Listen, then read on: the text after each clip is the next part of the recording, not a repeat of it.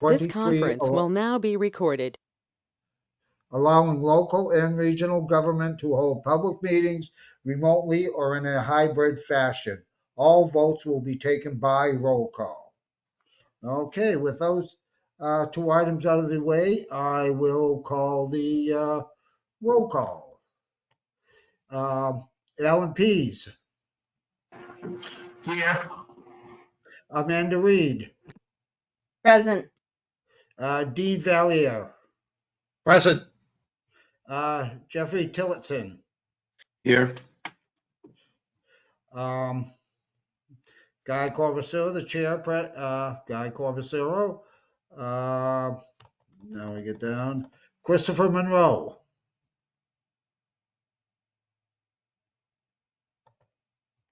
Present. Laura Schifrin, Laura Schifrin here. okay, very good. Robert Schwartz, Present. Roger Hoyt, Present. and Stacy Donahue. Present. Okay, very good. Did I miss anyone? I don't, that is not on this list here. Not hearing any, we'll move on to the MRPC minutes of May 4th, 2023. They were they're on the website, and you were given notice when you registered for the meeting on those. Do I have any additions, subtractions, corrections on the minutes? Mr. Chair, I might have a correction. Yes, In the attendance list down at the bottom, I believe all of our paperwork is in, so it should be showing the alternate as Mark Kresge and not Jeff Williams. Oh, okay. Now, is that for, well, whatever it is. So the alternate is, It's in the attendance list that's down at the bottom of the minutes. The okay, one and he that's did in as a not table. attend, is what you're saying? Excuse me, Mr. Chairman, Yes. that will be as of July. Well, yes, the new attendee, if he did not attend the meeting, then he should not have been listed there. No, what Holly's trying to say, I think, is that new appointees start at the July 1st, beginning of the fiscal year. So it wouldn't show for the May or June minutes in the past. Right, I It would understand show that. up in July. Okay. Yeah, I understand that. I was just saying I can't see it here, so that, oh, I see what you mean. His name, whether attending or not attending. Yeah. Yeah, everything starts July 1st. This year ends the end of June, last day of June. Well, thank you for the clarification. Yes. Okay. Now we have the minutes. Any other additions, subtractions, corrections? If not hearing any, I'll entertain a motion to accept the minutes as presented. Mr. Chair, I motion to accept the minutes as presented. Okay, thank you, Christopher. Do I have a second? Second. Second, Alan Pease. Again, any additions, subtractions, corrections? If not, I will call the roll. Alan Pease, Aye. Amanda Reed, Aye. Dean Valier, Abstain. Jeff Tillotson, Abstain. Guy Corbacero, aye. Now I move down.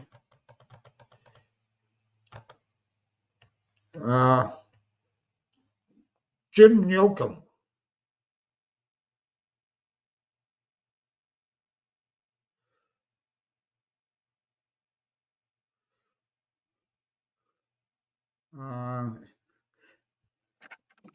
I think I that's guess, probably Barbara, maybe? yeah, Barbara. Okay, I'm sorry. Yeah, you're coming up as Jim Newcomb. Okay. Barbara Yocum votes yes. Christopher Monroe. Yes. Laura Schifrin.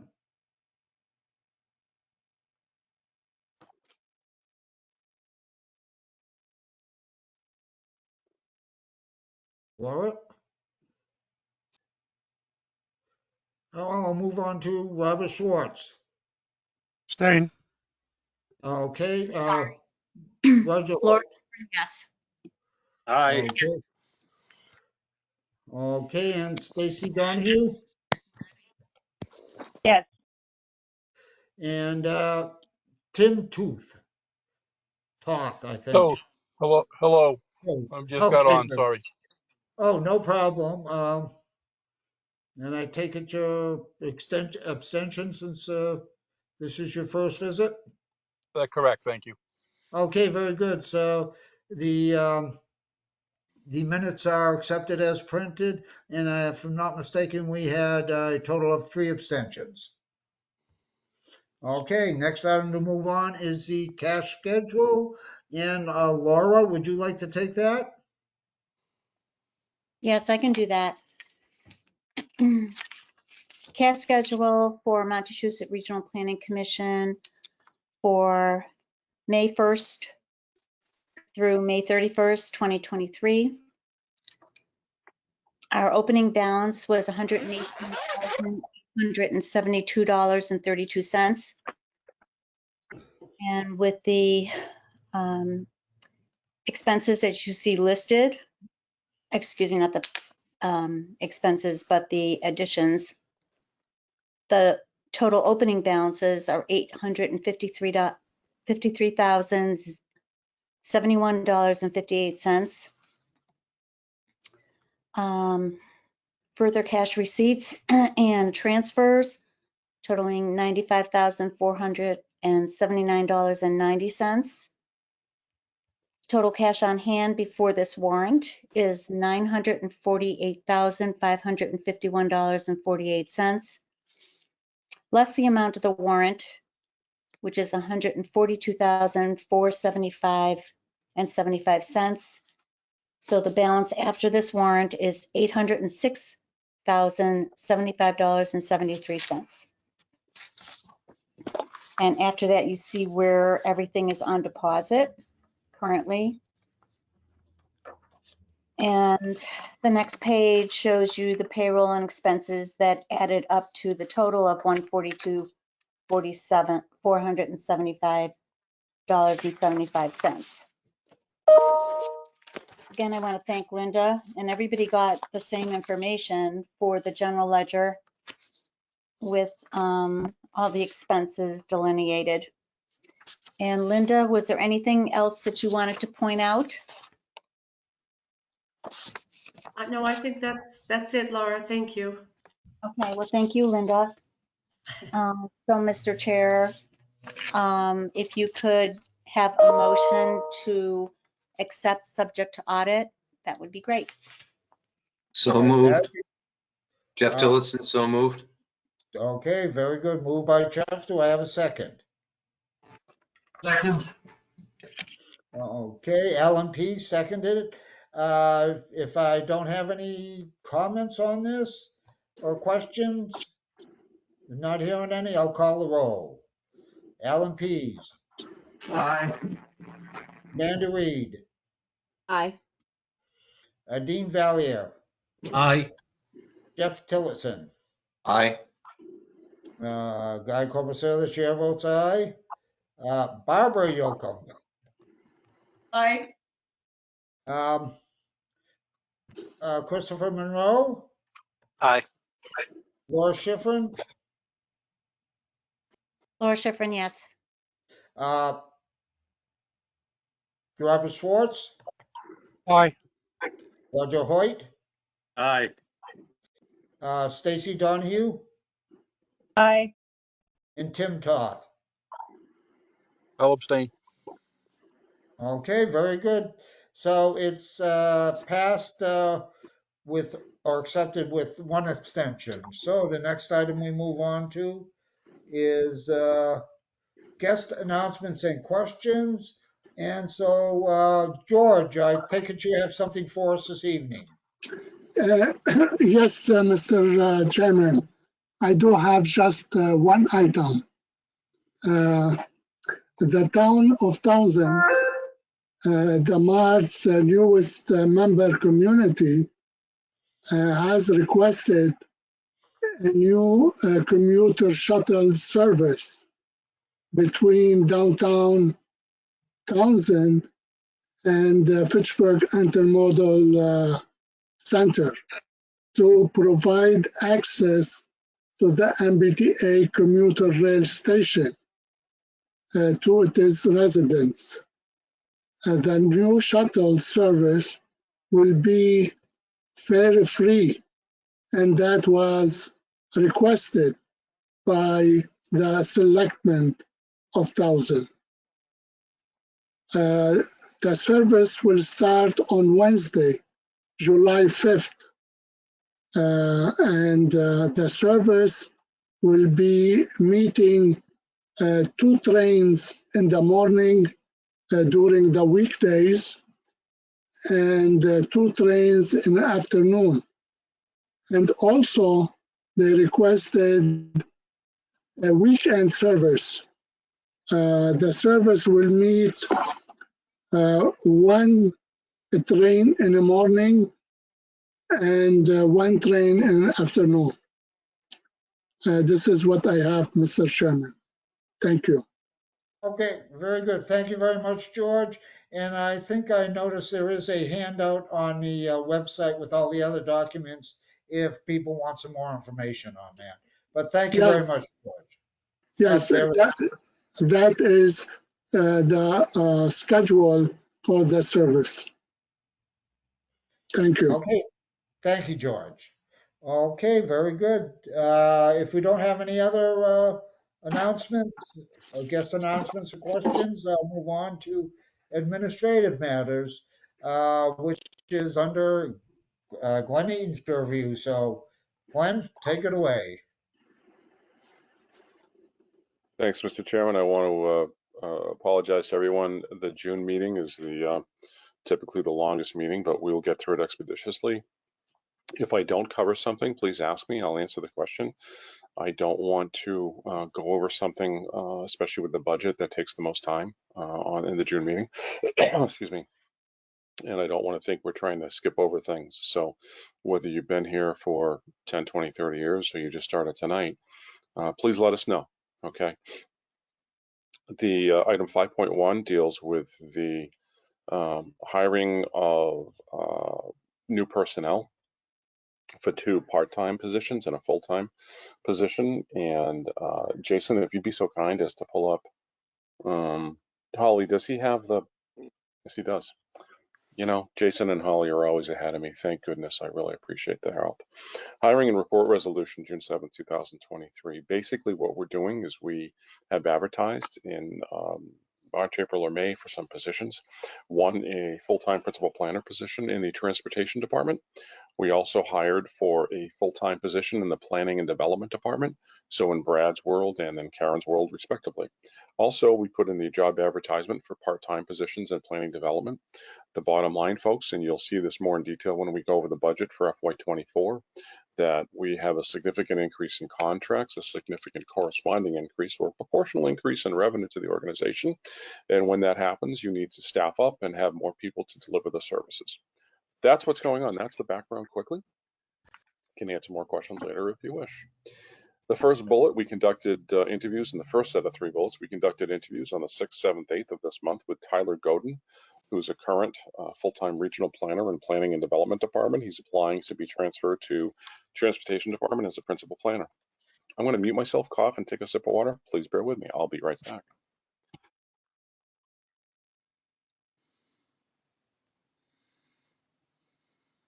Sorry for the delay on my part.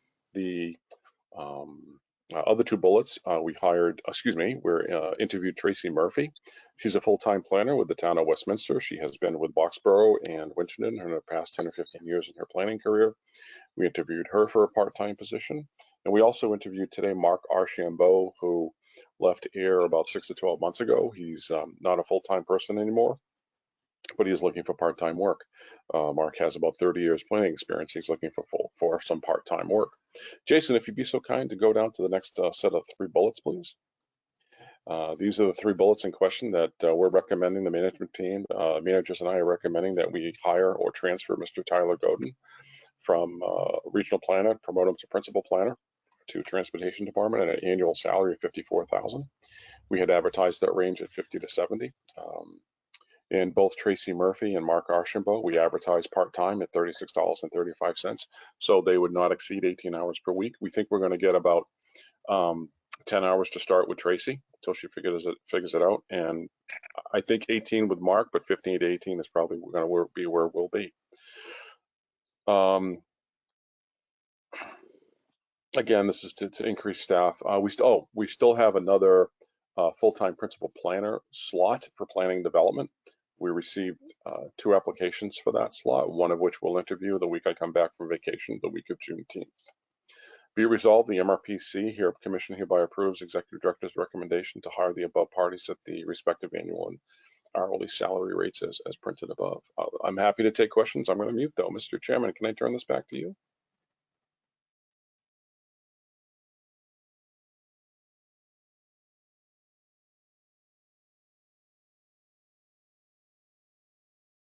Guy, I think you're muted if you're talking. I'm not sure. Sorry, didn't notice. Thank you, Glenn. So we have 2 part-timers that you're taking on, and I know one of them has full-time position. Will they be working remotely, coming to the office? What is the idea on that? So basically, the Tracy will probably be working remotely for the most part. She might come in on an occasional Friday. She does work full-time Monday through Thursday. Mark Archambault will be coming in most likely on Mondays with us. For everyone's edification, we're all staff are in the office on Mondays and Tuesdays, and then they work remotely Wednesdays, Thursdays, and Fridays. So that pretty much applies to Tyler, who's working Monday, Tuesday with us as a full-timer. And if you approve the resolution tonight, then he would still continue with that schedule over in transportation. Okay, very good. Thank you, Glenn. Do we have any other questions? Not hearing any. I'd ask that somebody move the resolution or not. Move to accept the resolution as presented. Jeff Okay, Tillotson.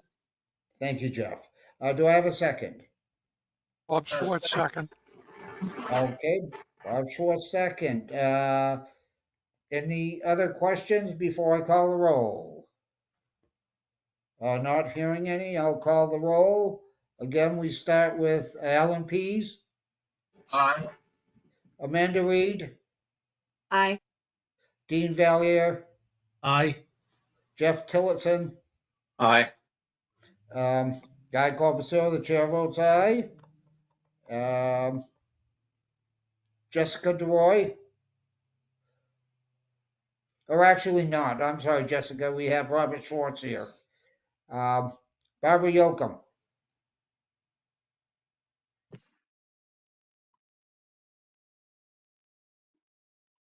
Barbara?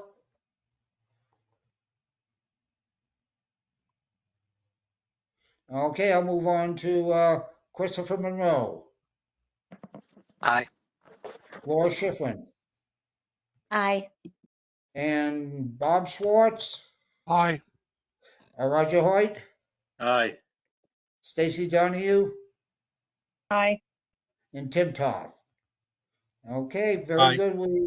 We accepted unanimously of those voting. Thank you. Okay, Glenn, back to you. Hi, Guy, this is Barbara. I'm sorry. I missed that. I'm also aye. Okay, very good. So it's accepted unanimously. Okay, Yeah. Glenn, back to you. Very good. Thanks, Mr. Chairman. Jason, if you could get us back to the handout to go to the next item on the agenda.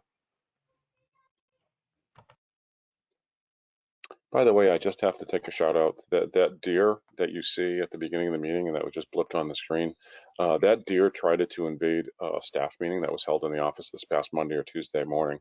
We were meeting, if you know the facility, we were meeting in the front conference room, which faces the parking lot. And the deer looked in the window and I asked Holly to turn around and Holly took some great photos. So maybe the deer was applying for the principal planner job. We're unsure. The deer left pretty quickly. So Jason, and if you go back to the handout, please, I'd appreciate that. Thanks. Through the chair, Glenn, if I may interrupt for just a second. I was not aware this was a remote meeting. I'm actually outside at the conference center. That deer is out around the parking lot right now. It's beautiful. Oh my God. I guess the deer wants employment. Thanks, Mr. Toth. I heard she wanted too much dough. Oh my God. As we all roll on the floor for that one. Thank you, Karen. That's going to be the best joke tonight. Jason, could you go back to the handout, please?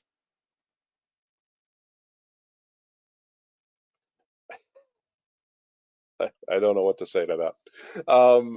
Number 2 is information only. We're still actually reaching out to another company when I get back on the 20th to get another quote for digitization of documents. We do have one quote. It's in the low 20s of thousands to digitize a lot of the documents we have taking up space. 5.3 is just a note that I'm continuing to attend the CEO Executive Roundtable. I'm getting a lot about that, with dealing with other CEOs, meeting with other CEOs on a regular basis. Nothing new to report. We met yesterday and talked more about personnel and hiring issues and trying to find people, and it's been difficult. It's been, I can tell you that the 385 or whatever was paid has been an investment. I've gotten a lot out of it. So I just want to give you some continued due diligence. I'm getting something out of it. The last meeting will be in the end of June. The election of officers. We have a proposed slate, but we have a separate document. Laura, thanks for putting it to my attention. I had to put this in the form of a report and resolution. Jason's going to call that up right now, but thanks a lot, Laura, for identifying that late this afternoon. So I missed that. So here it is. June of each year, basically, there's a vote for a slate of officers for at-large officers and at-large members who would then serve as the members of the executive committee for the following fiscal year. That comes out of our bylaws. Article 2, Section 1, the proposed slate this year would be Chair, proposed Laura Schifrin, Vice Chair, proposal Roger Hoyt, proposed for Treasurer Robert Schwartz, proposed for Vice Treasurer Mr. Christopher Monroe, proposed for Secretary Carl Nardowitz, proposed for the at-large positions 1 and 2, Jeffrey Tillotson and Peter Cunningham. The nominating committee met on this about a month ago, and I want to thank Guy Corbisero and Bob and Christopher for providing input on the nominating committee. The resolution as it reads, be it resolved, the MRPC hereby approves the above proposed slate of officers. At this point, bluntly, I'm going to turn this right back to Guy. People can say, oh no, something came up or back out, or they want to compete for a position. So it's up to the commissioners. We help the nominating committee get through a process, and then it is before you tonight for your consideration. And what popped up on my screen is Kyle Nardowitz.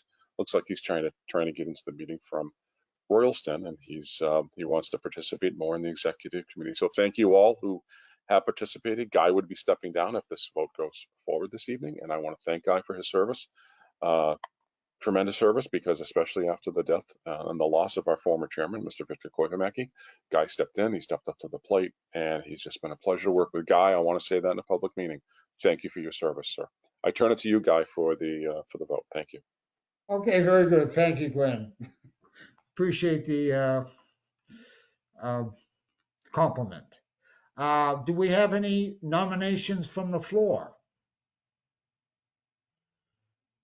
If not, the slate stands, and Glenn read the resolution. And do I have anybody that would like to move the resolution?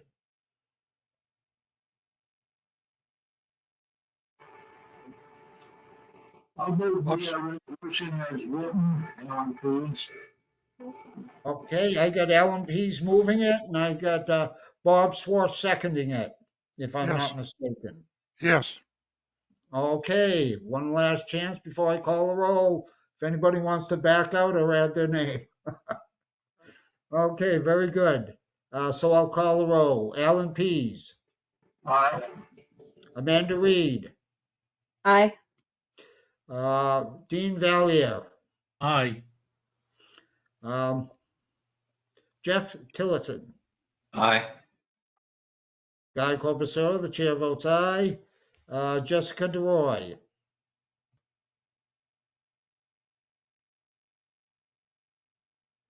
Oh, actually, she, again, she's got an alternate. My mistake, Jessica, sorry. Christopher Monroe. Aye. Carl Nartowitz. Aye.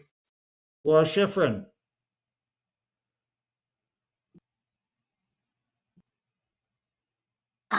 Sorry, I'm having trouble with this mic thing here. Robert Schwartz, no problem. Aye. Uh, Roger Hoyt, Aye. Stacy Donahue, Aye. and Tim Toth. Aye. And so the slate is approved unanimously. Thank you. Okay, back to you, Glenn.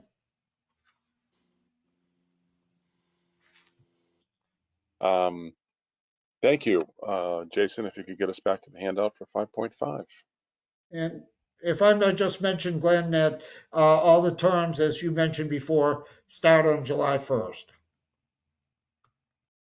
Thank you for making that note for the record and for the people who are here, whether you've been here for a while or you're new. Thank you. The terms run from July 1 to June 30 for the upcoming fiscal year. Thank you. 5.5. Annual appointments. So this is information only. The appointment forms have been sent out. Holly, do you want to say anything about this? This is really, your work. Do you want to contribute to this? This is what you help take care of since the retirement of Linda Parmenter. You want to chime in on this one, and I can take a sip of water and take a 2-second break? How about that? Sure. I just wanted this to be in here to let you know that the appointment forms were going out. As we stated earlier, any of the new appointees will start July 1st and run through to June 30th of next year. We've received quite a few back, but we still are pending quite a few, but that I'm sure has to do with the fact that the boards have to vote on who they're electing to represent their community. On a side note, just to clarify that delegates to MRPC must be from a local planning board. Sometimes that gets confusing, so we just wanted to put that out there. Holly, thank you very much. So that's a really great point. So going back to what Christopher was saying earlier about, hey, well, somebody was appointed from Hubbardston. So if you were appointed last year or the year before, then you've been on the commission. If you're a new appointee and your planning board or your board of selectmen appointed you in the last 30, 60, 90 days for the upcoming fiscal year and you're brand new, then yeah, that starts July 1st. But if that applies to anyone in here, I don't know if it does or not, then thanks for coming tonight to learn. I do want to say to Tim Toth, sorry if there was any confusion on our part, Tim. It sounds like you went to the facility, and these meetings are right now have been 100%, well, virtually 100% remote through the whole COVID period and since then. If the commissioners want to go back to the meeting room, maybe for a July or August meeting and have a barbecue, trust me, we'll do it. But our attendance has been booming and things are working. So we're not directing that conversation, but we're open to that. So we're your staff. You tell us what to do. Okay. So if we, Mr. Chairman, if there aren't any other issues on 5.5 or nobody raised their hands or throws me a mental eraser through the window, I will move on to 5.6. So Jason, could you scroll down, please?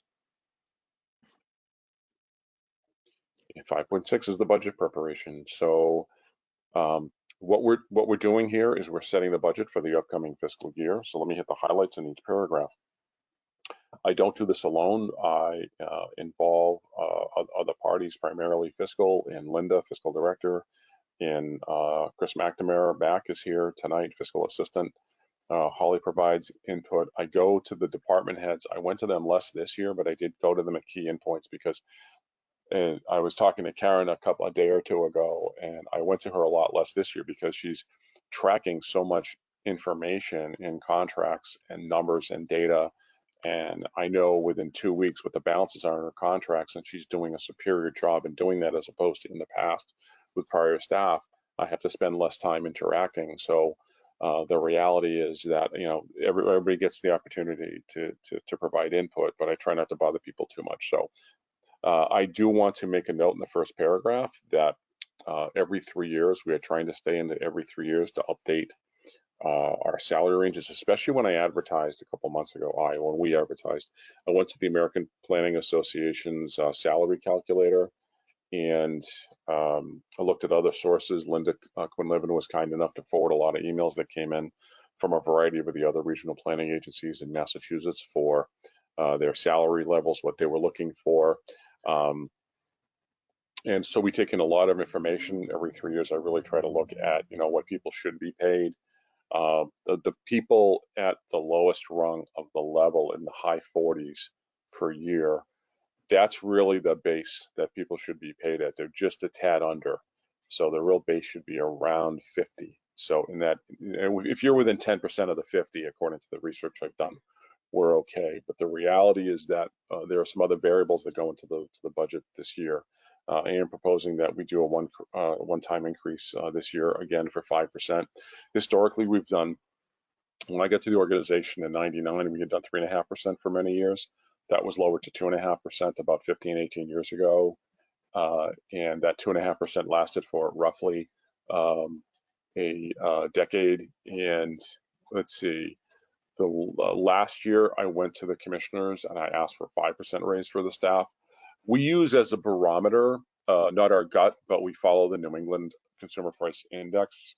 We look at what's going on in the economy. And I think we all know what happened to chicken and eggs and milk and gas and fuel oil and everything in the last 3 years. So we're trying to pay people to compensate for cost of living increases. We are trying to pay people to keep them competitive in the market. We're trying to retain people. So I'm proposing another 5% for people this year. I don't know if we'll be able to sustain that level, do another 5% next year. I think we'd go back to the 2.5%. But one thing that we've been concerned about in the past is when you do raises above the 2.5%, what, how can you sustain that in the long run? And I can tell you now for the first time is, in like 15 or 16 years as being the ED, that there are some untapped, there are two things going on. One is there's a boatload of money, as we all know, that's being printed by the US Treasury for new bills coming out of the Beltway, okay? And those will go away, but there are some untapped resources in the state that we've never tapped into, such as the regional planning. There's a regional planning grant of $600,000 a year that some of our siblings RPAs get that we don't even apply for. There's the community compact grant that municipalities and we should be working on trying to apply for. There are many more programs in the Massachusetts One Stop program that we should be working on applying for. And we need to grow. If this was a private sector business, I would use the words, we're going to grow that business. Okay. So there are other revenue sources that we can be pursuing to sustain our operations in the future with these raises of 5% last year and 5% this year. So that's a legitimate question of commissioners every year. I just wanted to get out ahead of that. If there were any questions, well, how do you sustain this in the long run? And I've been very conservative in trying to push down and keep to the 2.5%. But last year and this year, folks, I love the people you have on your staff that serve you in your communities. And we want to keep this team. We want to retain them. We want to grow them. We want to train them. And we need some more people who are well qualified. And we need more than we're hiring tonight. Jason, could you scroll down to the next page, please? And we will go to the rest of that. Salary percentage salary increase offset the city increase in the cost of consumer price. Okay, I just mentioned that. We follow the USBLS, the Bureau of Labor Statistics. That's the vote, to be it resolved that you approve the budget as presented. I haven't presented it yet. So Jason, would you be so kind as to pull up, there's a salary table, please. We'll look at that first. And Jason, if you would make that, you're already doing it, make a little bit, what we'd really want to concentrate on, Jason, is the first row, A column, and then the B column, so you can make that as large as we can so people can see that the most. Then we can scroll down as needed. So these are the proposed salaries. We have to publish this. These are in the minutes. These become a part of the public record. And let me go through and try to explain, especially to some new people, what we have going on. In administration, you have 4 people. Now, everybody in column B, this includes what we're making today, plus 5% equals this number starting July 1st, if you approve the budget. In administration, you have an executive director, you have a fiscal director, you have an administrative manager and fiscal assistant. So that's myself, that's Linda, that's Holly, and that's Mac. By the way, Christopher McNamara goes by Mac. Okay. In planning and development, we have, obviously right now, we have a planning and development director in Karen. We have one principal planner in Jeff LeGros. We have 3 regional planners in Jonathan Voss, Tyler Godin, and Ryan Doherty. I'm going to pause on row 16. Tyler is the gentleman that has applied for the transportation department's principal planner's job slot, and you voted to transfer him tonight. Thank you very much. Row 18 talks about a new planner, and that is what I mentioned earlier in the meeting tonight that we've advertised. We received 2 applications for that, one last week, one a few hours ago. I saw it in my email. Thank you, Holly. That second one we'll interview the week that I come back. Rows 19 and 20 talk about new part-time planner, principal planner, TBD to be determined. Well, that 35,100 is a calculation of the advertised rate of about 36 bucks an hour times 18 hours. The one's going to work a little less than that, one's going to work 18 to 15. So we won't need both of those 35,100s. We might need 2/3 of one and about 90% of the other. So that's how the budget would play out, all things being equal. So, but you hired those about 20 minutes ago when you approved that resolution. Jason, would you be so kind as to page down to GIS technology and transportation? We have 2 very good people. They are GIS and IT director, Jason Stanton, and GIS and information technology analyst, Kayla Kress. Without them doing both GIS and IT, we would be lost. We have internal IT. We are very fortunate to have this. In the budget, I just want to point out, well, geez, Glenn, what does that mean? Jason, would you pan over just a little bit to so we can see the 93, we can see the 23, and then we can see what's over way at the right. I'm just trying to remember what's at the end of the spreadsheet. Okay. And then the top. Okay, so you're going to see, Jason, could you go back to the top? I need to see the headers, please. And that's fine. And okay, so we're going to go a little bit back. So stay there, Jason, if you'd be so kind. We're going to go a little bit backwards. Allocated to leave time. What's in this spreadsheet? Allocated to leave time. We do a calculation based what, people's vacation time, their personal time. You can see it in there. Their sick leave. Allocated to grant. And then I want to marry allocated to grant. If you pan back, Jason, staying at this level, to allocated to grant and then allocated to admin. Okay. So if you pin down just about a quarter of an inch, you'll see that Jason and Kayla, their salaries are split between admin, all right, and then other contracts.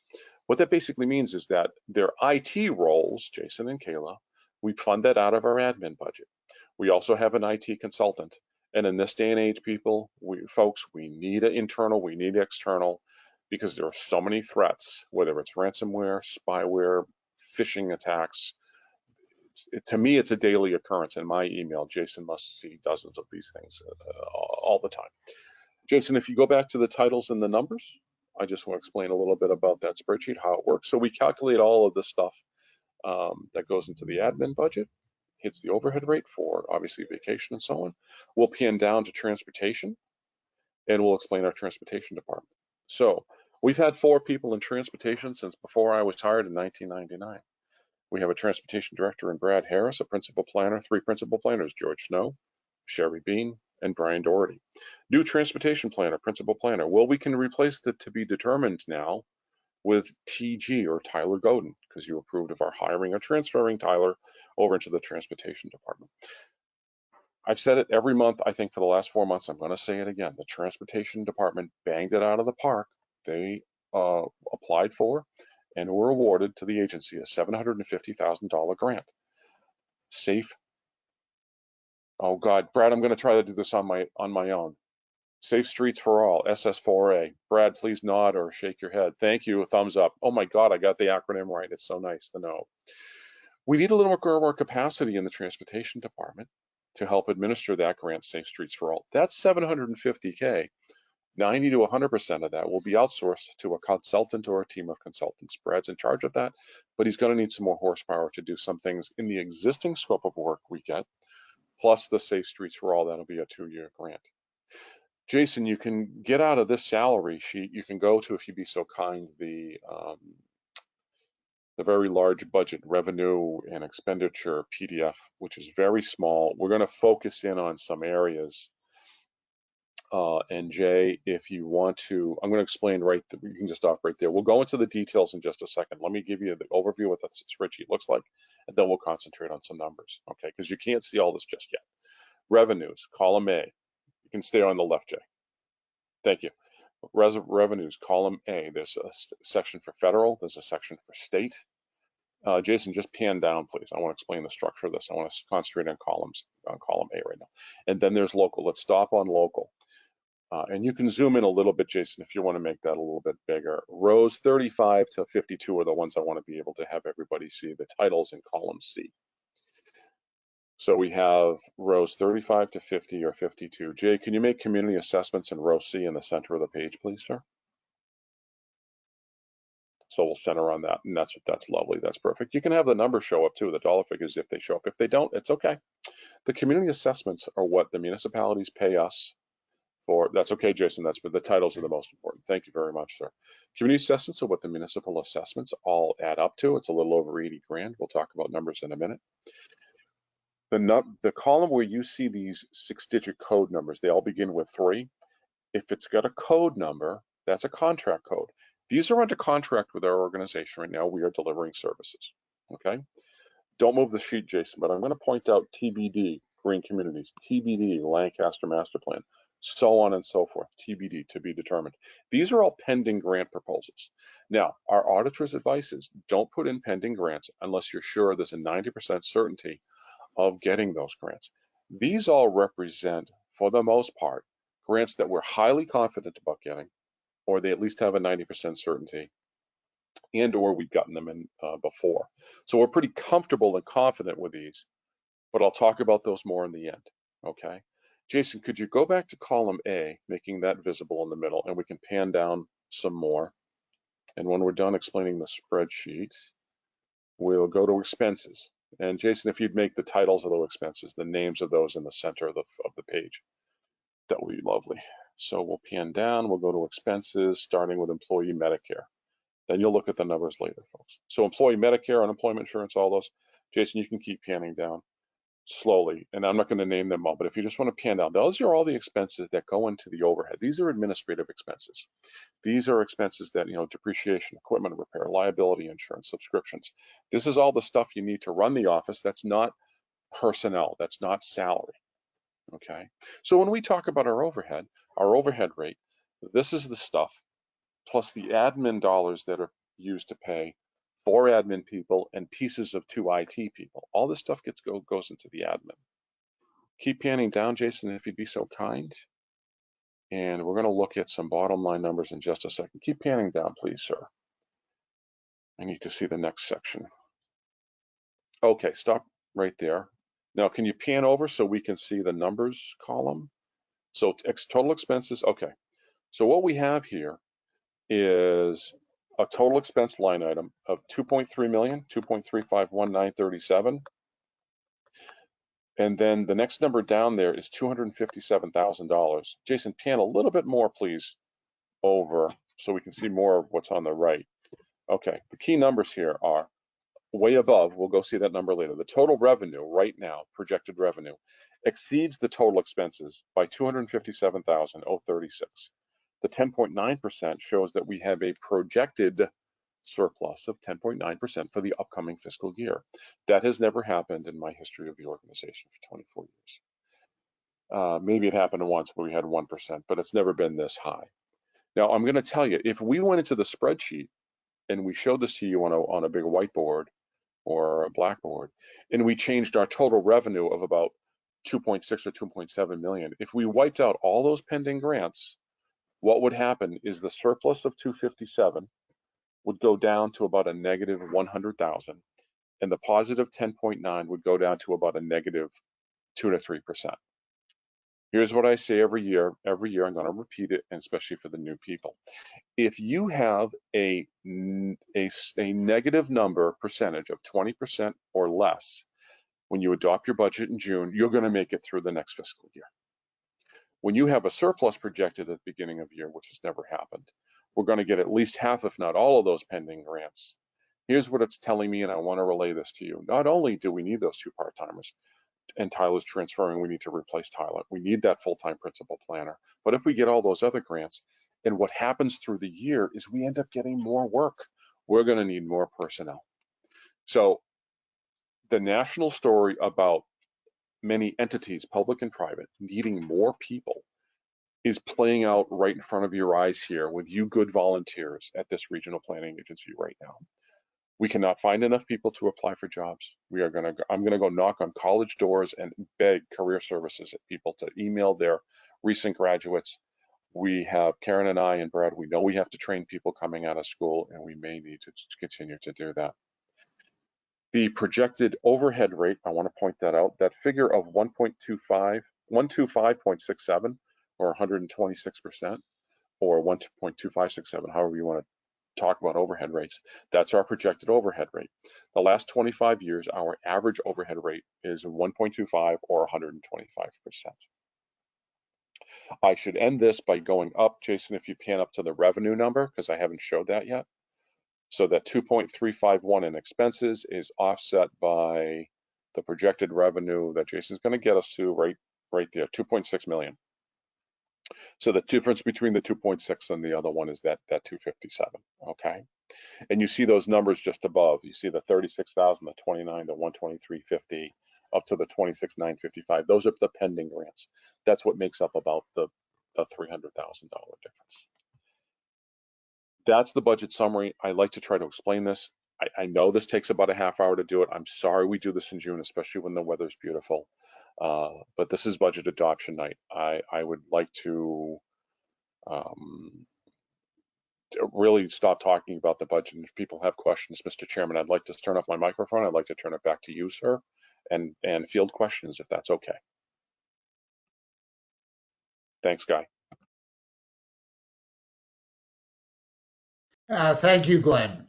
Do we have any questions on regard to the budget?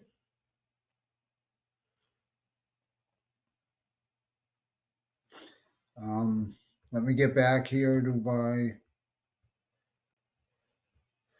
So if nobody has any questions on the budget, I think the next item, if I'm not mistaken, Glenn, is we'll go back to the resolution. Yes, sir. Okay, very good. And the resolution is just very simply, be it resolved that the Montechusett Regional Planning Commission hereby approves the MRPC's FY24 budget as presented. Again, one more, any questions? If not, I'll entertain a motion to endorse the resolution. So moved, Laura Schifrin. Okay, very good. And do I have a second? Second, Bob Schwartz. Okay, very good, Paul. Okay, we have it again. If we have any questions, if not, I will call the roll. Not hearing any. Alan Pease. Aye. Amanda Reed. Aye. Dean Valier. Glenn, great job as usual. Aye. Jeff Tillotson. Jeff Tillotson, aye. Guy Corbusier, the chair votes aye. Then we go down to Barbara Yocum. Aye. Christopher Monroe. Aye. Kyle Notowitz. Aye. Laura Schifrin. Aye. Robert Schwartz. Aye. Roger Hoyt. Aye. Stacy Donahue. Aye. And Tim Toth. Aye. And so the Montechusett Regional Planning Commission's FY24 budget is passed unanimously. Okay, very good. Moving down. Budget updates. Back to you, Glenn. Back to Jason in the handout, please. Thank you, Mr. Chairman. Okay.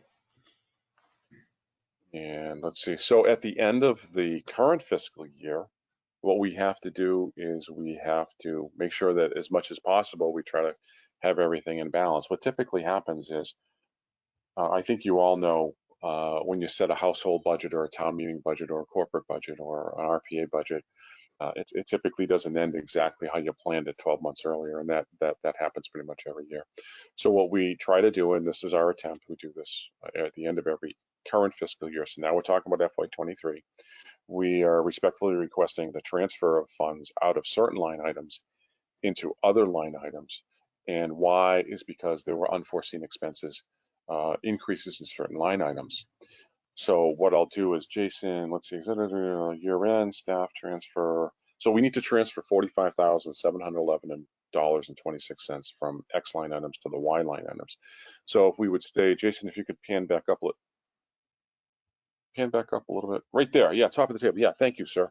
You can get rid of the paragraph, and we need to see that whole table there. So accounting, legal, major events. If you could just scroll down a little bit more. I think we can start there. Thanks, Jay. That's perfect. Accounting, legal at the top. So what we're saying here is an accounting, legal, and major events, outreach, office supplies, small tools, equipment, electric, cleaning, employment, education, and interest expense. We can transfer monies out of these because we're done with these accounts, if you will. We've expended what we know we needed to expend, and it'll help us to transfer money into other accounts. And those are the reasons. Jason, if you could pan down just a little bit, I need to see something at the very top of that table. Go to the top of the table. Okay. So accounting, we'd like to transfer money to cover service maintenance contracts, consulting fees, and retirees. So these are the reasons: to cover advertising costs, to cover license fees. We're going to get into more descriptions in just a second, folks. When I ask Jason to pan down, scroll down, to cover the employee share, to cover miscellaneous expenses, to cover some employee share, health and dental. Jason, now you can go to the top of the second half of this table, please. And we're going to talk about the reasons why some things ran over. So after that total row, we're going to go to the next to the top of the page 7. So employee share, health and dental. So guess what? Our health insurance went up on us, and gee, doesn't that sound familiar? When sometimes that goes up and you have no control of your health insurance. I think we're pretty used to that. Retiree health insurance. Why did that go up? Well, 3 former employees retired. This cost increases due to their retirement. So we used to pay for those folks out of our employer share, the top row, right? Well, they retired. Now we pay for them out of a different line item. But because they weren't retired last year when we set the budget, we have to shift the funds to this line item. That's the gist of that. Consultant fees, hiring of outside consultant for grant writing unforeseen in June 22. I didn't foresee last year, June, when we set the FY23 budget, outsourcing grant writing, and that didn't really come up until this past January, February, or March when we outsourced. She just wrote our first grant for us, so hopefully she can continue. She's doing a great job. The service maintenance contracts, there was an increase in website hosting consultant costs. If you want to scroll down, Jay, that'd be awesome, so we can put advertising at the top of the screen. Increase in advertising as MRPC advertised for positions in May due to increases in contracts and revenue. You heard this story for the last hour. Everything went up, and so we needed to advertise for some more help. Conference meetings, training, increase in training costs related to training sessions by relatively new employees. So we had a few new employees come on last year, and they needed some more training than I anticipated than last year. So that went up by about $685.99. So we're asking for more money to be transferred into that line item. Dues and memberships, there was an increase in group insurance commission or GIC administrative fee. That's out of our control. When the GIC sets a rate for administrative costs, they pass it on to us. It could go down, it could go up. Well, those costs never go down, I don't think. So that went up. Jason, could you scroll down for the rest of the table, please? License fees, increase in group, okay, I'm sorry. Increase realized by the agency throughout the year in fees from multiple vendors such as Amazon, GovConnection, MR Mapper, and Trimble. Trimble's a hardware software app. Jason can tell you more about, but I can't. Miscellaneous expense staff attending brownfields training. We had some money in the grant, but the grant ran out. We used what we had left in the grant, and then we had to charge to our admin budget. I think that's the last row. Jason, could you pan down a little bit, please? Maybe the resolution's down there too. I'm not sure. No, I tell a lie. I'm sorry. So rent. Technically the rent went up, but we have had the rent and the electricity split in the past. Well, this year we started a new rental agreement, lease agreement. So the 5-year lease, I think, ended last June 30. We started last July 1st with the new lease agreement. And what the trustees of reservations, our landlord, TOR, did was they flattened our electric rent bill, and they estimated for the next 5 years what it is. They wrapped it into our rental price. And so we've been charging our rent with the electricity in it to the rent line item in this accounting budget in our financial accounting software. So we get to transfer some money from the electric line item into the rent line item, essentially. It's basically all the same thing, but it's been accounted for differently. I think going forward, and Linda and or Mac, please help me with this. I think going forward, we're going to combine the rent and the electric into one line item. Linda, I hope I said that correctly. She's nodding, and from her beach in Tahiti, I think she's going to give us a thumbs up, I hope. That's correct. Okay, I just want to say these things right, Linda. Okay, thank you for your help. Welcome. Okay, thanks a bunch. And the computer software, so I guess that's the last one. We acquired full licenses of Adobe. Here's what we did about a few months ago. I realized that I and some other people, we were sharing minimal number of Adobe Acrobat licenses, the full licenses. And I'm going to share with you, I raised my hand. I was the most frustrated by having 3 users for 1 license. I was wasting more admin time. You were paying me more to waste time versus paying for a little bit more to have a full Adobe license per department. So oversimplified, let's say we have more licenses now. Jason, did we go from 1 license to 4? We want to chime in a little bit and help me out because this guy doesn't remember the details. Yeah, we went from 1 license to 4. So now admin shares 1, comprehensive planning shares 1, transportation shares 1, and those are just the Adobe Acrobat, which allows you to, edit PDFs basically, and then the full suite is shared between me and Kayla in the GIS and IT because we often will use Illustrator or Photoshop or other Adobe tools. Thanks, Jason. I appreciate that. So I can tell you, I haven't written a spreadsheet, I haven't tracked people's time, but I know we're saving admin time by getting a couple, 3 more licenses. So the gist of the resolution is, is it okay if we transfer money out of A into the B line items and balance these line items out so they don't end the year in a deficit account of those line items? That's the gist. The resolution, if you could scroll to that, please, Jason, I'll read it to save people time. Be it resolved, MRPC approves the MRPC's budget updates as presented above. Mr. Chairman, can I throw the mic back to you, please?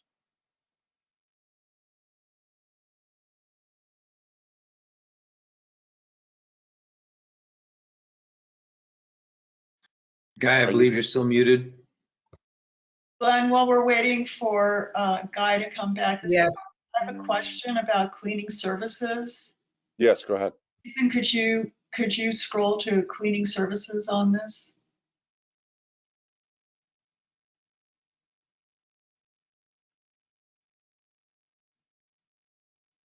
Okay, it says cleaning services to cover retiree health insurance. Is that the right title for that? Well, that's a bad copy and paste on my part, isn't it? So, oh yeah, Mac, you want to explain this because you did write this. So we're taking money out of that to put it into the other line item named retiree. Mac, you want to help me? Yeah, so we had a surplus in the line item for cleaning services, and we're moving that to the retiree health insurance line to cover the deficit that's currently showing. Okay, I think that's a little confusing the way that's presented. Yeah, those line items in the top of the table are, we're proposed to take money out of that line item to cover something else that's in the half table below. So sorry if we confuse it. We won't make that confusion in the future. Thank you. Just a words added in there would make it more understandable. Yeah, we'll clarify that going forward, but thank you. And if there's any other confusion, tell us. This is why we're here. Okay, thanks. Thanks, Barbara. Mr. Chairman, Mr. Chair, Yes. Jeff Phillipson here. Jeff. Yeah, Barbara, thank you. I actually read that also, and I made the assumption halfway through. I took a leap of faith that they were identifying the funds for a account that might be in a deficit situation. But I think I want to ask one kind of 64,000 foot question, if I can, Mr. Eaton, and that is the net change is the overall budget doesn't change. What you're doing is shifting unused funds from some accounts into funds that need to be covered because of changes in the expectation from last year, excuse me. That's exactly it. It's a shift of funds. The total budget doesn't go up and down. It's moving money internally. So if those of us who are familiar with, like the town meeting floor stuff, it's to move money account of A to B to do an accounting move. Yes. Yes, that's it, Jeff. And when you called me Mr. Eaton, I thought I was really in trouble, but that's the answer, sir. Thanks, Sorry, Jeff. Glenn. No, I was having some fun. Thank you, Jeff. I was Thank you, Mr. composing the Tillotson. question in my head, and I get formal when I start thinking that way, but thank you, Glenn. Thank you, Mr. Tillotson. Okay, great. Thank you, Jeff. Any other questions?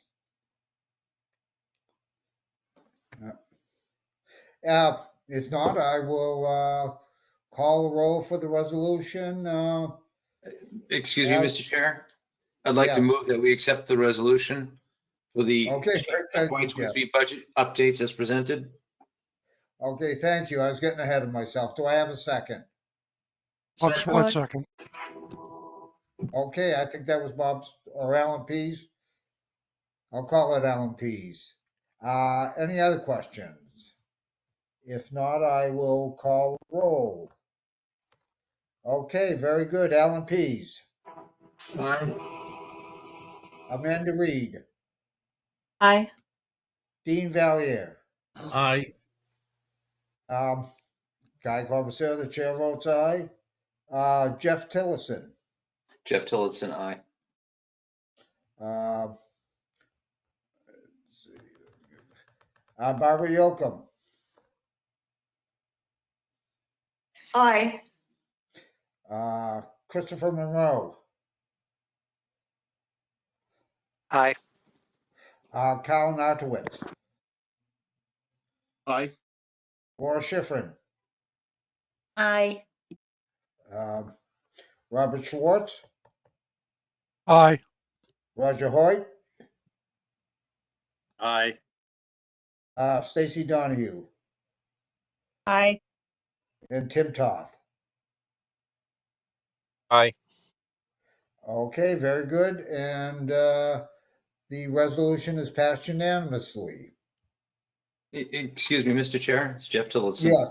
May I just ask a quick question of Glenn or his accounting team?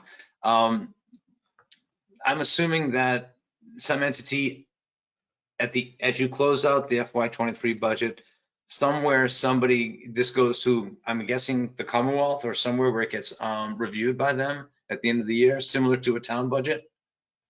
We get audited every year. So what the auditor wants is the first budget we pass at the head of a fiscal year, and they want any final budget adjustments we did at the end of the year. And technically, if we did any amendments during the year, they want to see all that. So our budget goes to two places. It has gone to two places. The auditor gets it, and we get a full audit every year. That audit then goes to the Federal Clearinghouse, which our auditor takes care of. Our accountant, our CPA, Roland Lambalot CPA. He uploads it to the Federal Audit Clearinghouse. And then historically, our audit goes to MassDOT, Massachusetts Department of Transportation, because in the past, through this calendar year, for the most recent fiscal year ending 22, MassDOT approves of our overhead rate. Now we are shifting gears. We're told by the Federal Economic Development Administration that they have to set our overhead rate. So in the future, the audit will go to the Federal EDA, the Federal Clearinghouse, and the auditor. So basically ends up in three agencies, an auditor in two agencies every year. I'm sorry I asked, but thank you very much. Hey, you have to be afraid when you ask me a question because you're going to get the honest answer. No, the bottom line is this is my first year with your budget cycle, and I was just curious. We need these questions, though, because I don't want to glaze over stuff, and I want to make sure people understand. Thank you, Jeff. Thank you, Ms. Guy. Okay, very good. Thank you, Jeff. Okay, then if no other questions, we'll move on to 5.7. Back to you again, Glenn. Jason, can you pan to the next section, please? I can tell you the rest is going to be a little faster, okay, folks? 5.7 is informational only. So a month or two ago, I submitted a proposal in response to the Massachusetts Department of Environmental Protection, or DEP. That's basically what it says in the narrative.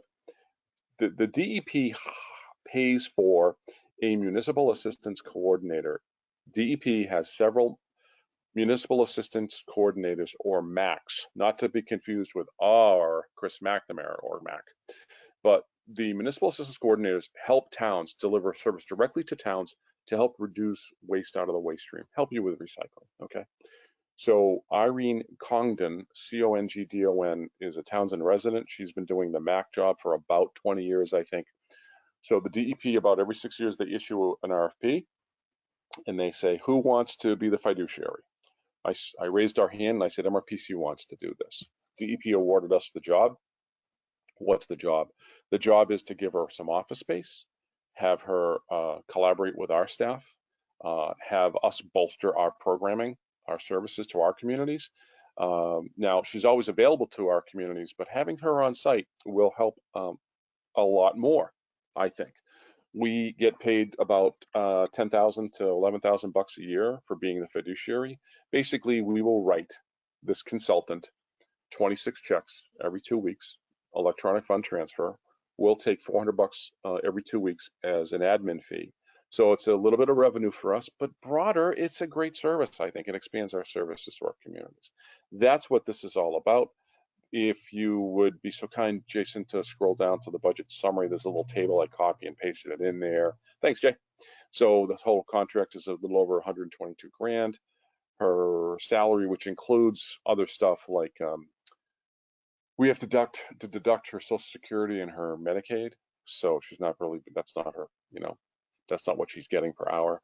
There's our host fee. There's the $10,002 we're going to get for the year, the fiscal year coming up.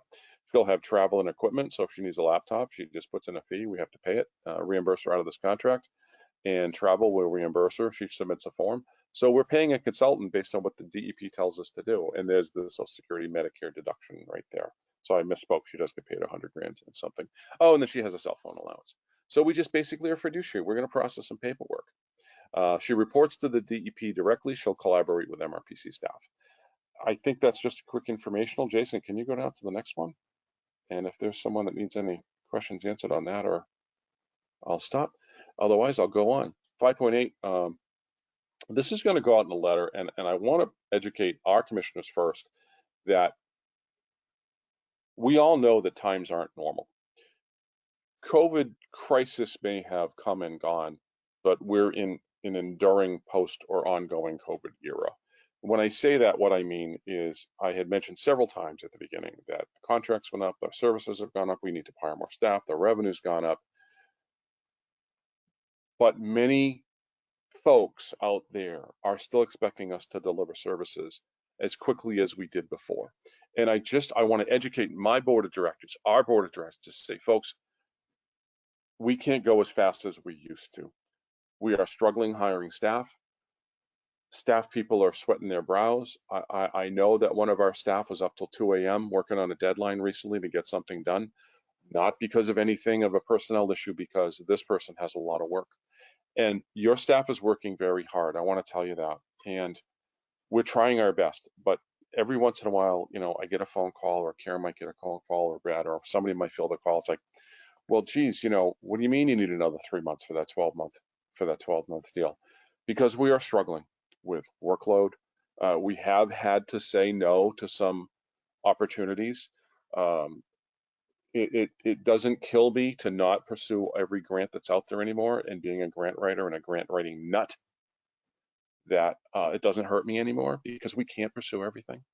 So it's not like we're taking on everything under the sun and we can't digest our growth.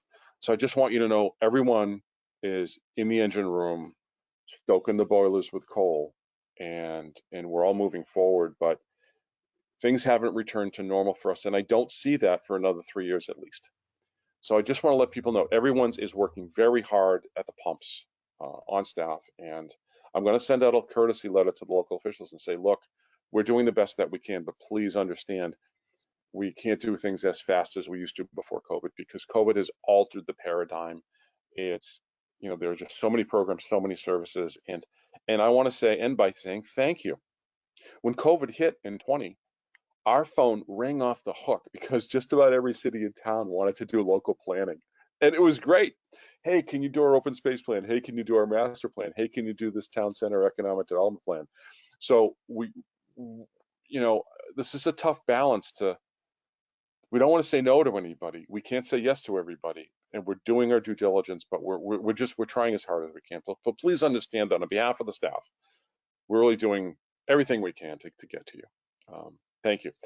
5.9, I just wanted to make sure I make a public disclosure that I have to make officially with the town clerk in the town of Templeton, but I like being open about these things. So many of you know, but not everybody knows, that I do some volunteer work outside of my day job. I am very, very careful about conflict of interest. You will see handouts in the handout folder that I got a certificate for attending a state ethics commission training last week, and they sent out a certificate and attendee list in the PowerPoint. If you want the PowerPoint, it was really good. It's in the handouts list if you want to download it. But I recently appointed in Templeton, thank you, Mr. Toth and others on the Board of Selectmen that appointed myself and 3 others to the Economic Development and Industrial Corporation. And officially, you can say no. You can say, nope, Eaton, you know, your job is here. You have to resign. I will file the proper disclosure with the town clerk. That's what we have to do. Karen Chapman, thank you, Karen, is helping me fill out the right form on the Ethics Commission website to do my due diligence. I want to keep all of this stuff above board. And I should close by saying that it is feasible that the town of Templeton could engage MRPC for work. I am going to steer clear of it. I'm going to stay away from the table and stay out of the room when the EDIC talks to Karen. Karen's been in a meeting, and I left the table. I went to the back of the room. So I'm really trying to distance myself because a lot of reasons. I want my retirement. I want my health insurance. I don't want to fine from the Ethics Commission. I don't want to get in trouble with my bosses. And so I'm trying to be very above board about everything. If anybody is squirrely about that and they want to talk to me here in the meeting, offline, send me an email, send me a call. But I'm trying to do everything and do my due diligence about that. I do volunteer on an incubator board of directors and a financial institutions, but I've publicly disclosed on those in the past. So that's me. I like to volunteer, but I just want you to know I try to keep the stuff in the public view. Thank you for your time. Any questions? If not, I'll keep moving on. We need input from you. We need help. So during the June meeting, I typically ask for the July meeting. Hey folks, July 4th this coming year falls on the Tuesday. Sometimes it falls on a Thursday, the first Thursday of the month, and we have to do some stuff. What do we do? When do you want to meet? Now, objectively, 3 things have happened in the past. During the week of the 4th, the commission in the past has met regularly. In this case, you'd meet on the 6th, 2 days after the holiday. Sometimes commissioners get concerned about quorum and they say, geez, so many people take that week off. I'm worried about not having the quorum. Our quorum requirement is 5 communities out of 23 local jurisdictions. There are 11 or 12 here tonight. So, Mr. Chairman, I'm going to turn this right back to you in just a second and say, we as staff, could you scroll down, Jason? So my report basically is, hey, do you want to meet on the 6th? Do you want to meet on the 13th? What do you want to do? Be it resolved that we will meet on the 6th or 13th public meeting, and you made that decision tonight. So we're just going to look for a quick decision, or not quick, but we'd like a decision. If you'd like to meet on the 6th or the 13th or not, please let us know. Under 511, I don't have anything under other, so can I turn off my mic? Mr. Chairman, can I turn the mic back to you if you want to do a vote on 5.10 and ask the committee or fellow commissioners what you'd like to do, please, 6th or the 13th? Sounds good. Thank you, Glenn.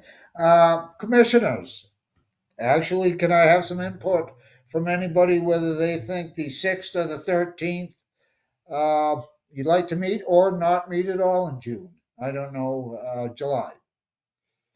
And Laura, do you have any input on this since you'll be the chairman for that meeting? Well, I was thinking the 13th because of the holiday week, but I was also thinking about what Glenn had mentioned before about if we wanted to have a summer one in person, but I would want input from all the commissioners that are on the line, with us now. What do you all think is what we cater to? Well, if I can just chime in here, I think actually for a meeting of getting together, August would be probably more appropriate because the point you pointed out, a lot of people go on vacation. They can still get the meeting via GoToMeeting or not in person, where in July, in June, or July should, as I said, a lot of people are on vacation. So if you want to meet in person, probably August. Now I'll shut up, and does anybody else have any input on that? I'm good with either one, and I'd like to hear from the other commissioners as well. Bob Schwartz, either one works for me. No problem. Jeff Tillotson, either the 6th or the 13th works for me. Barbara Yocum, same. Okay, very good. Anybody else? I personally think the 13th would probably work a little better because of being the July 4th week, but Can I also throw out there, Glenn, is there anything pressing that we would have to do in July? Would the board favor just skipping it to August and do August 3rd and have that be an in-person? Ms. Chairman to be, starting July 1st, Laura, the only thing pressing that we do is really the cash schedule. And we have had meetings in the past where we do 2 months of those, and we present 2 months worth of financial data. Typically, July and December are typically slow months because the world starts going on vacation and they worry about getting their spouse and their kids Christmas presents and stuff. So there's typically nothing burning in July and December both. So how do the commissioners that are on the line feel about August 3rd in person? And we skip July. Everybody has a vacation.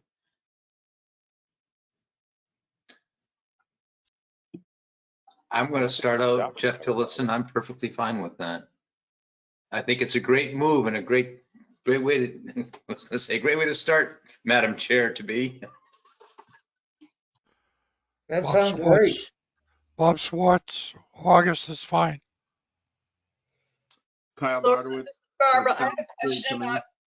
I have a question about August 3rd. Do we usually not meet the first week of the month? May I? Barbara, how you doing? We typically don't meet when the first Thursday of the month falls on the 1st of the month or the 2nd of the month. But if it falls on the 3rd of the month, Linda, let me help me. We can meet on the 3rd. Linda, are we good? Absolutely. We can get it done by the 3rd, Glenn. No problem. Okay. Can we do Yeah, both that July? works. Can we both June and July cash schedules for August 3rd? We can get it done. Okay, thanks, Mac. Thanks, Linda. There you go. I think you have your answer, Barbara, if that's okay. Okay, great, thanks. Thank you. So if Okay. everyone is good, you can entertain a resolution to have the next meeting on Thursday, August 3rd. Okay, So- very good. Actually, the resolution is the Montechusett Regional Planning Commission will not hold its July 2023 regular monthly meeting, and the next meeting will be August 3rd. In person. 2023. Now, the resolution is for the meeting, whether in person or not, that decision basically is up to you, Laura, since you're the chairman.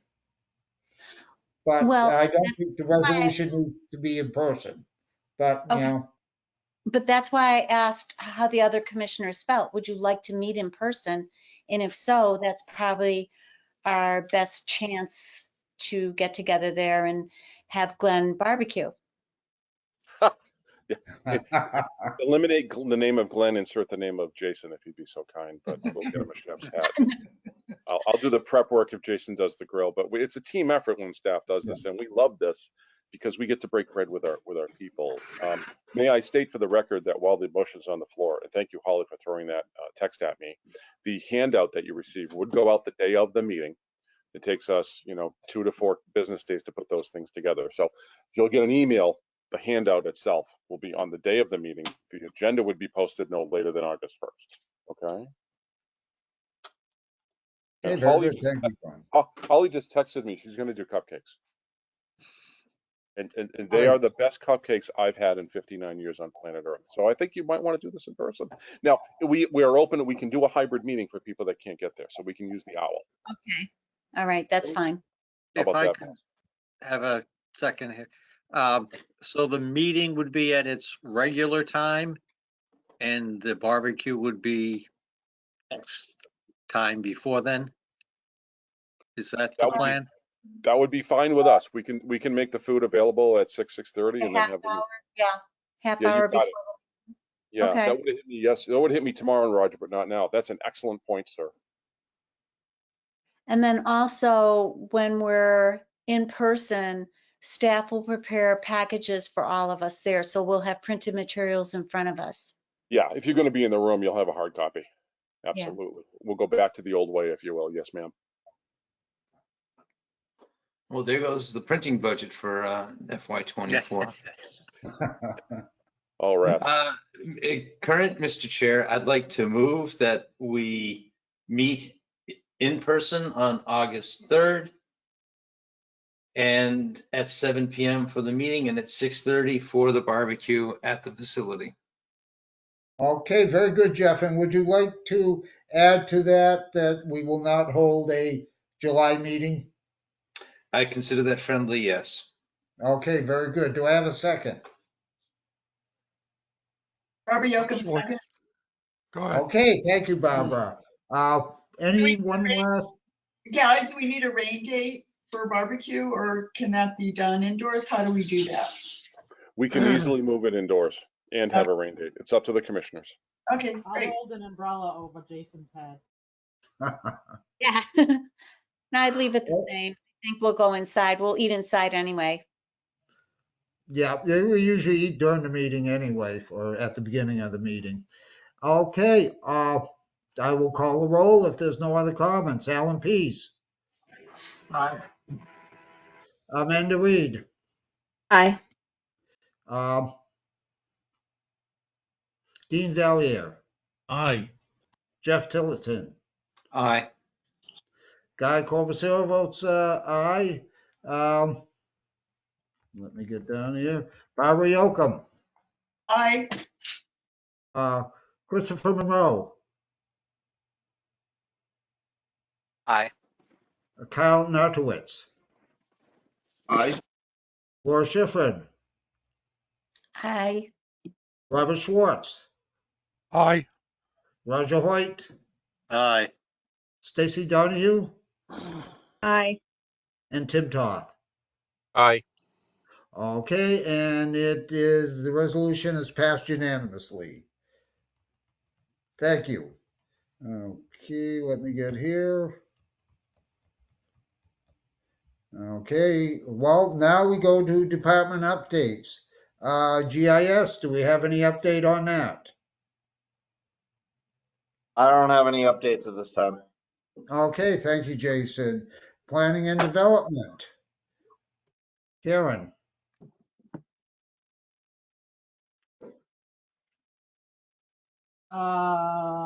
Thank you, Jason.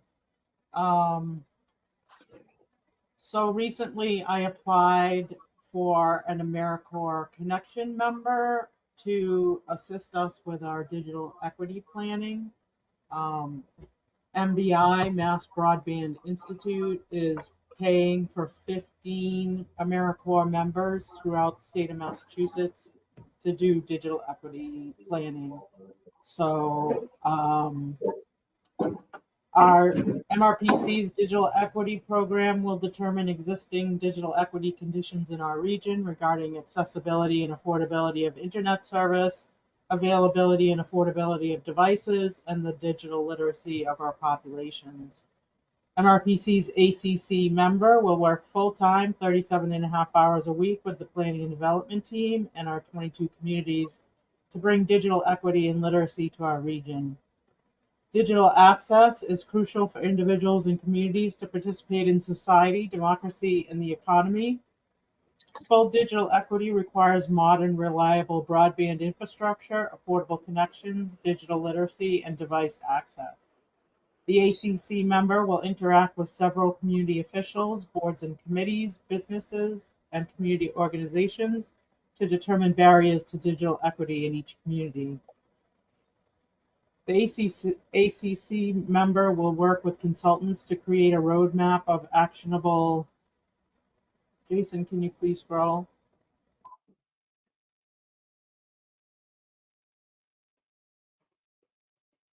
Lost my place. There it is. To create a roadmap of actionable solutions leading to meaningful movement towards digital equity for all.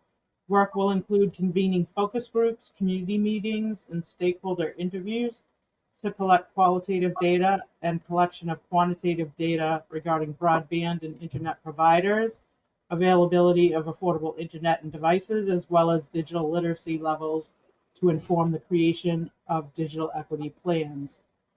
The ACC members are currently being recruited and interviewed and will arrive at MRPC for a first day of August 28, 2023, and will be fully trained and ready to assist MRPC. The term of employment will be through June 2024.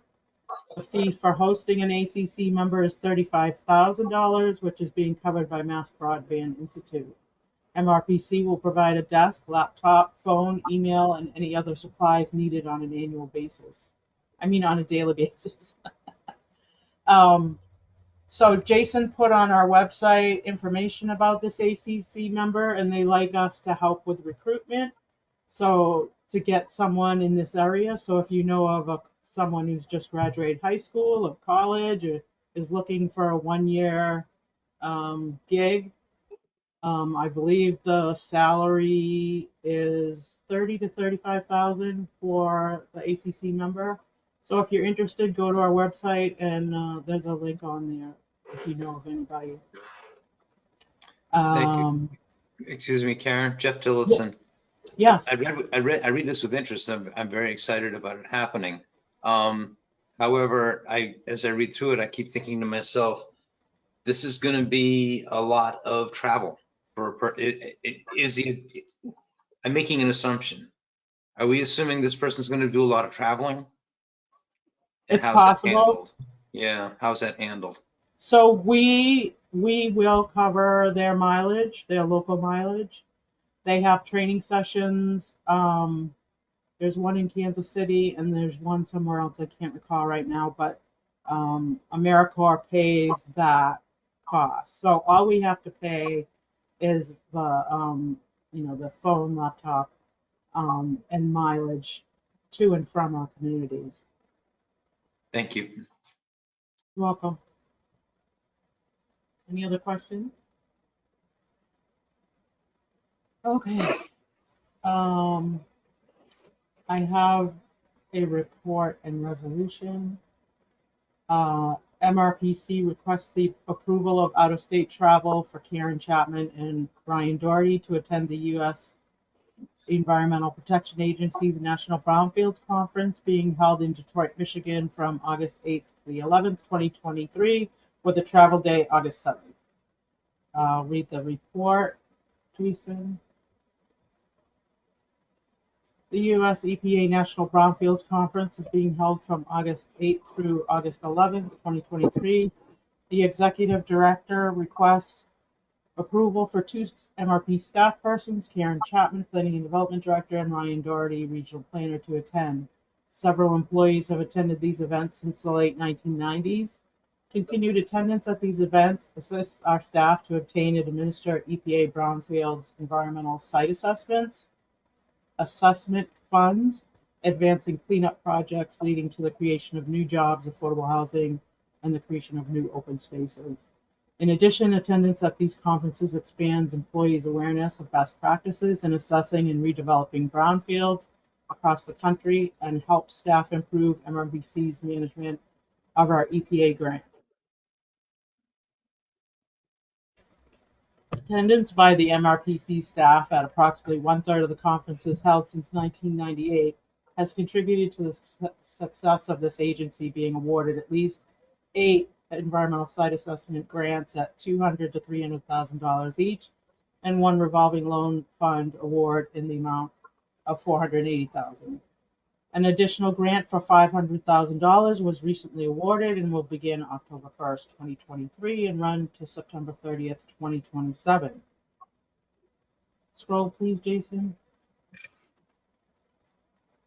MRPC's grant contract with EPA includes a line item for attendance at these conferences.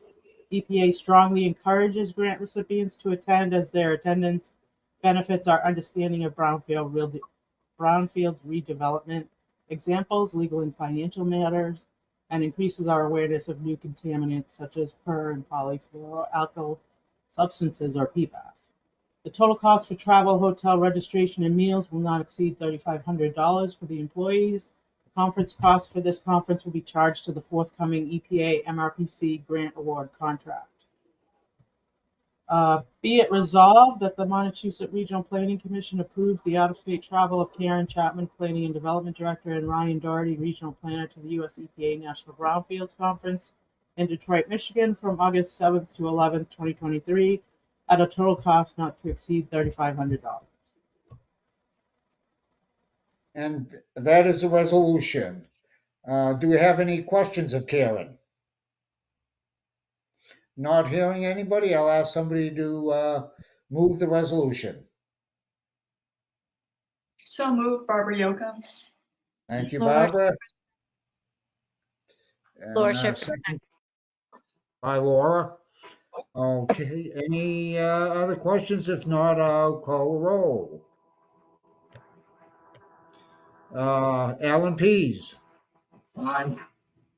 Amanda Reed. Aye. Dean Valier. Aye.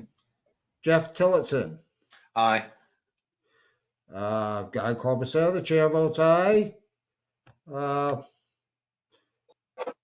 Barbara Yocum. Aye. Christopher Monroe. Aye. Colin Artowitz.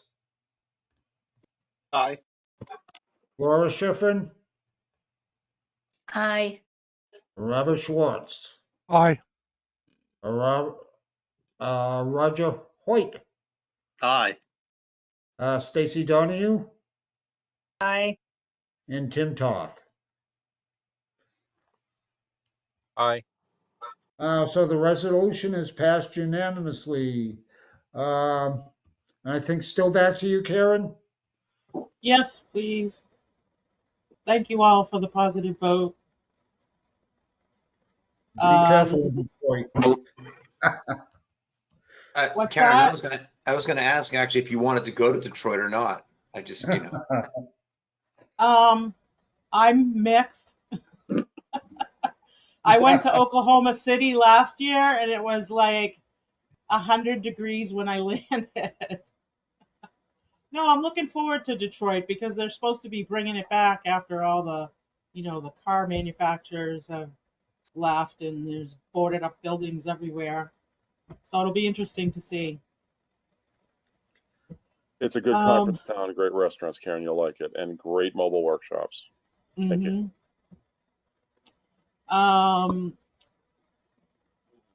Let's see, I'll do the report first. Each fiscal year, the Executive Office of Energy and Environmental Affairs offers planning assistance grants to Massachusetts communities and regional planning agencies.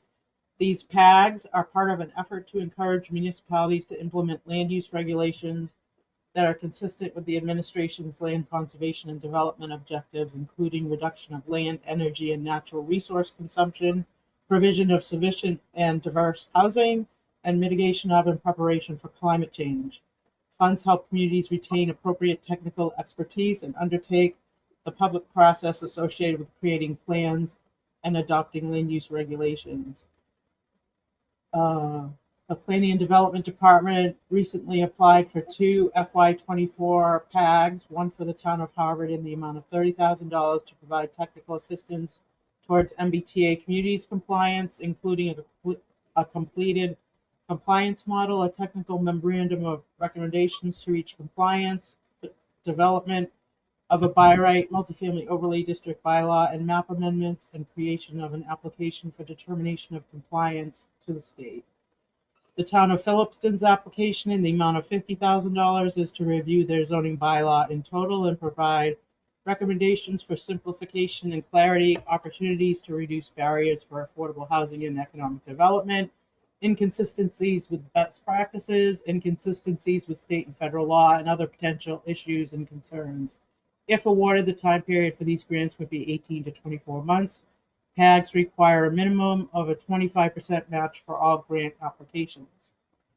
So the resolution is Be it resolved that the Montechusett Regional Planning Commission approves matching funds totaling $7,500 from the calendar year 2023 program year 16 District Local Technical Assistance Award and $12,500 from the calendar year 2024 program year 17 District Local Technical Assistance Award to match the $80,000 in project costs for a total match of $20,000.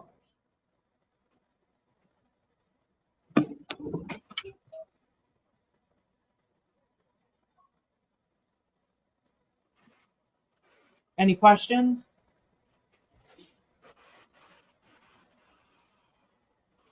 I'll turn it back to you, Guy. You're muted. Sorry, I had a phone call. Did you read the resolution? I did, sir. Okay, very good. Any questions of Karen? If not, I'll entertain a motion to pass the resolution. This is Stacy Donahue from Harvard. I'll move the resolution because we need that help with the MBTA. Absolutely. Do I Jeff have a Tillotson second? from Ayer Okay, very Jeff, thank happily you. seconds it in support of Harvard. Fantastic. And Do we Guy, have I any figured, questions? I'm sorry, Mr. Chair, I thought you had already resigned. You had walked away. No, it's just kidding. Yeah. Well, it's going to be great next meeting. I'll be able to stuff my face from the and not have to talk. Okay, do we have a motion and a second? Any other questions? If not, I'll call the roll.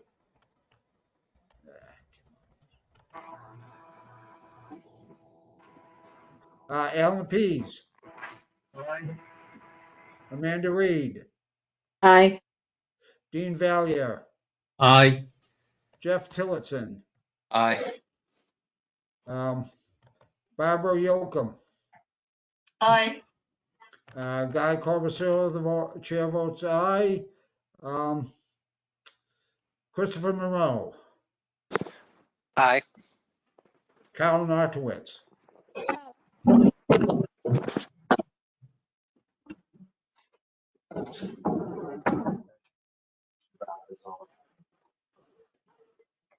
Kyle. I vote aye. Okay, Laura Schifrin. Aye. Robert Schwartz. Aye. Roger White. Aye. Stacy Donahue. Aye. And Tim Toth. Aye. And the resolution is passed unanimously. Okay, the next item is EDA filter grant award. Is that still you, Karen? Yes, sir. Go for it. This is for information. MRPC was notified in May of an award from the Economic Development and Administration for our Future Industrial Lands for Long-Term Economic Recovery and Resilience, or FILTER, project in the amount of $206,152 for a period May 2nd, 2023 to November 2nd, 2024. This project will focus on identifying and inventorying all the business, industrial, and technology parks in the region, determining existing infrastructure conditions of each park, and evaluating possible expansion opportunities or new locations for potential parks. MRPC staff will create a steering committee, including public and private sector stakeholders, to inform decision-making. The steering committee will be comprised of local elected officials, such as chief elected officials, town managers, administrators, planners, community and economic development officials, DPW superintendents, and other local officials as appropriate, reps from Fitchburg State and Mount Wachusett, business leaders and/or business advocacy organizations such as sub-regional chambers of commerce and business associations, community groups such as the Spanish American Center, and other public and private entities included throughout the project lifecycle. We anticipate screening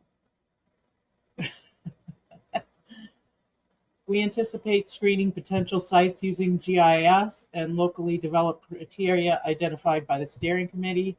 These potential sites will then be evaluated based on constructability, development potential, suitability to the private sector, local permitting requirements, and access issues, to name a few. MRPC will work with a civil engineering firm to evaluate pre-development concerns and create concept site plans for potential locations. In addition, staff will work with a consultant and/or explore existing reports on market assessments for the region.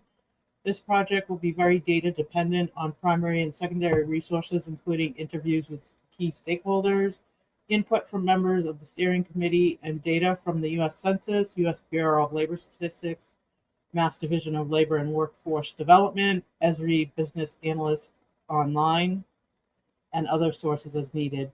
A summary report will be prepared outlining the findings of each task and presenting the business park site development plans for each community.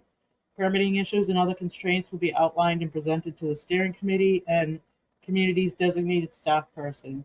Obstacles and development issues will be evaluated and prioritized for advancement of future solutions to address those needs.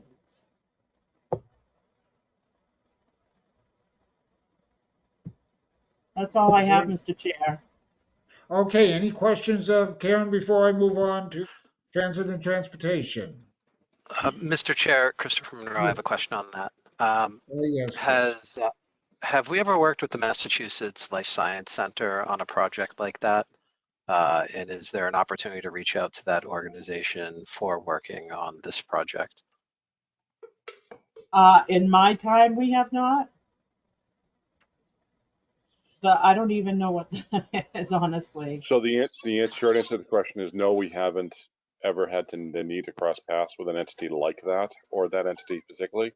In the future, we absolutely would. We would reach out to incubators, universities, tech centers, and honestly, Christopher, I'm going to admit that wasn't even on my radar screen. And you know, this filter project's been, you know, kind of my baby for 6 or 7 or 8 years. So we would want to hear from all what we call in the planning world stakeholders. And if someone is a stakeholder, we want to hear from them on this project for the next 18 months. Yes, sir. Thank you. Just as a matter of background, for anyone who might not know, it's a quasi-state agency that's created for the purpose of bringing life science companies to the state of Massachusetts for bringing in high-paying jobs in historically underprivileged areas. What's the full name again? It is the Massachusetts Life Science Center. Thank you. Yep. The executive director is Ken Turner. I can shoot you an email with some of the information about it. Excellent, I've done some great. work with it. We're in one of my other hats. Thanks, Christopher. Jeff Tillotson, just what's going on at Devon's with Bristol right now and some other corporations coming in. I think there's maybe a more opportunity in this area. Thank you, Jeff.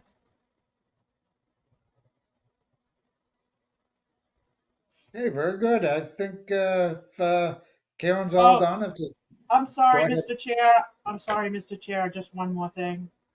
Go for it. I was talking before about digital equity and the AmeriCorps member. I just want to reiterate to the communities that we're an approved consultant to do digital equity planning for each of our communities. Right now, we have contracts with Leominster. We're doing a regional one with Phillipston, Royalston, and Templeton, and Winchendon just applied, and so we'll be working with them. So anyone else who wants to get involved, let me know. I can send you the link to the application. It's a pretty simple application. And if you're interested in that, please let me know. Thank you. Thank you, Karen. At that, we move on to 6.3, transit and transportation. Do we have anything from transit? Nothing on transit, Mr. Chairman, but excuse me, on the transportation side, I just wanted to mention that our regularly scheduled MPO meeting, which was to be held June 21st, is being moved back to June 28th. So the MPO will be meeting on Wednesday, June 28th at 1 p.m. I'm going to post notices on our website and send out emails to everybody. And the major topic at that meeting will be the presentation of the draft regional transportation plan and will be seeking to have it released for 21-day public review and comment period. So I just wanted to make everybody aware of that change in the meeting date. Okay, thank you, Brad. If no questions from Brad, move on to new business. If anybody has any new business to bring before the commission. Not hearing any. Item 8 is adjournment. If I have nothing from anybody, do I have a motion to adjourn? Move to adjourn, Bob Swartz. No. Thank you, Bob. Do I have a second? Nobody Second. wants to go home? Okay, well. Nobody wants you to quit, Guy. I mean, to be Yeah. done, Guy. This will be my last one. Next one, I'll be able to sit there and eat and just not say anything unless I need to. Okay, Thank you, so, Guy. Thank you, my- Guy, for all your years of service as chair. Well, I'm not dying yet, so. Thank you very much. And with that, I'll call the roll for the adjournment. Alan Pease.